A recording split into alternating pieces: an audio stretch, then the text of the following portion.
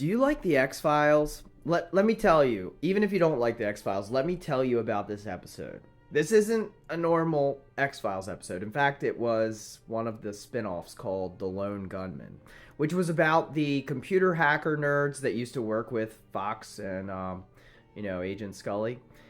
And anyway, you gotta hear this. They were looking into a new CPU, and it seems to resemble a real CPU manufacturer. Now, it had a different name, but this was a major CPU that was coming out with a backdoor. And this backdoor, I'm telling you, listen to this whole video.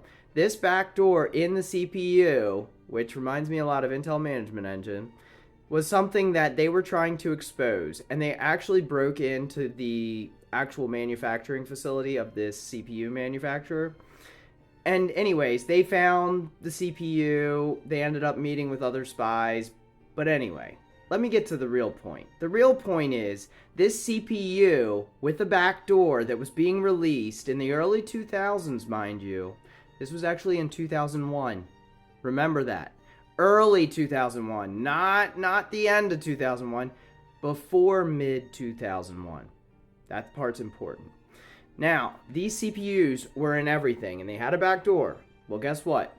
At one time, and this is several months before September, the CPU gets remotely hijacked. And if you're not familiar, Intel Management Engine provides remote access in real life. That's real life. In real life, there's something called Intel Management Engine, AMT, that can provide remote access to manage your computers remotely.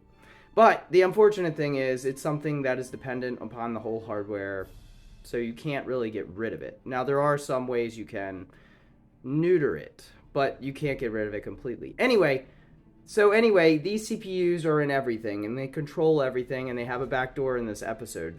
I'm talking about a TV show now. Well, anyway, somebody hijacks an airliner with this backdoor in the CPU and runs it into the World Trade Center. Keep in mind, this is early 2001, several months before 9/11 actually happened. So obviously, what happened in September of that year is not what happened on the television show, but the parallels are very interesting, especially when you consider that in around 2007, 2008, they did introduce something called Intel Management Engine, AMT, that allowed for remote access for computer management. Now, in the official capacity, of course, this is for managing your computer networks remotely, and even when a computer is supposedly powered off.